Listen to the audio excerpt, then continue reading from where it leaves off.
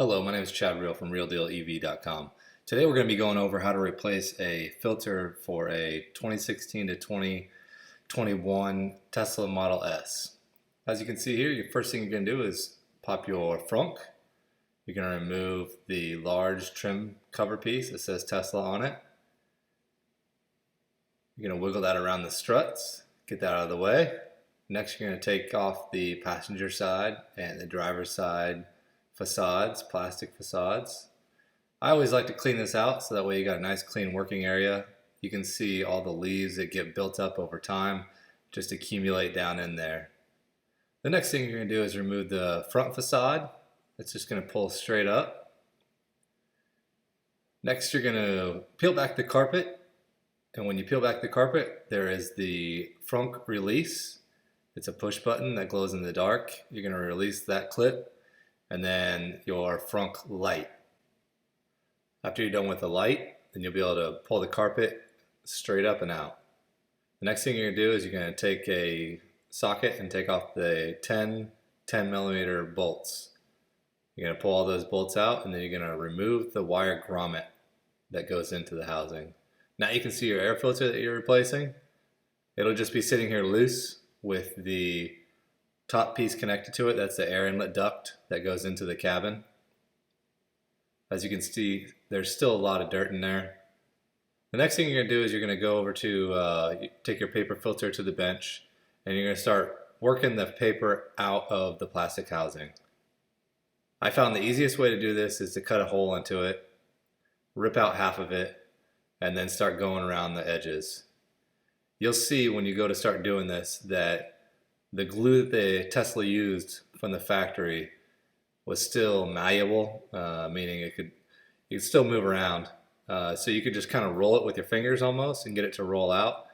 You try to get it going and get as much of that paper filter out in one pull.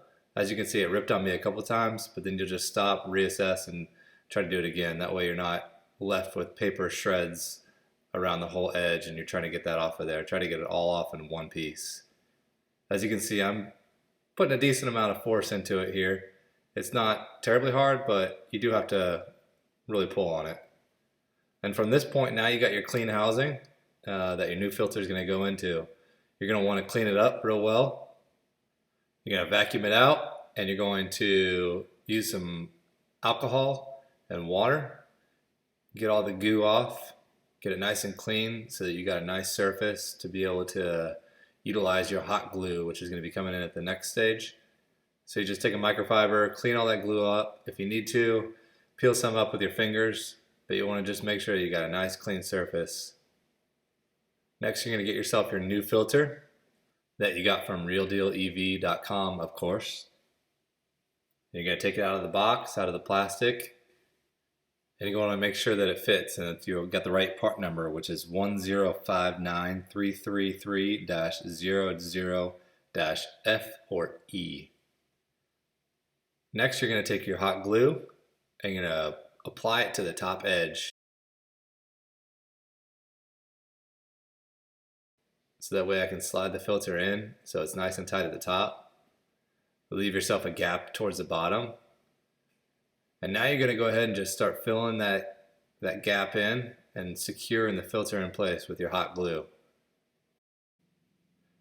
As you can see here, we went all the way around all four corners. It doesn't have to be pretty. As you can see there, I zoomed in on some mistakes that I made, but you want it to seal. The next thing you're going to do is take your completed air filter assembly and you're going to connect it to the air intake duct, and then you're going to drop in the frunk tub. At this point, you're going to slide the wire harnesses, the two wires in. There's going to be a rubber grommet on there. You're just going to make sure that gets sealed. Once that's in place, make sure your wires are out of the way. And then you're going to go ahead and start tightening up those 10 bolts. I found it easy to grab the filter housing on the backside because it's all completely loose. And you're just going to lift up with your fingers to make sure that your nut grommets align with your bolts that you're putting into the housing. Once you get all your bolts tightened up, the next thing you're going to do is you're going to grab your carpet, insert your carpet, grab your two clips. They're two completely different clips, so you don't have to worry about getting them mixed up. One goes into your light, one goes into your frunk release. Once you're done with that, you're going to peel off the rubber seal. Make sure you keep the orientation just right. You'll see here in a second what happens if you don't. You're going to push that rubber seal all the way down. Make sure that it's completely sealed around the edges. And you're going to make sure your carpet's tucked up into it. I didn't really like the way that this was sealing. So as you can see, I'm going to go ahead and pull it up and realign it and reseal it. Again, there's no issue in doing it twice, but make sure if I would have aligned my orientation right the first time, I wouldn't have had to mess with this. So all I do is slide it over just a little bit. Next thing you're going to do is take your plastics, push them back into place. These are best aligned by the rubber grommet that poke through the middle there. If you get those in the right spot, then everything else will fall right into place. Poke that through, pull the rubber grommet through, and then just slight movements to get them to lock into place. From there, you're going to use your last piece of the puzzle, slide it in there, and then I find it easy to push the clips down and then get a nice clean rag and clean and also push the clips in. And after that, job's complete. Thanks for watching. If you have any other questions, look in the description or head on over to www.realdealev.com.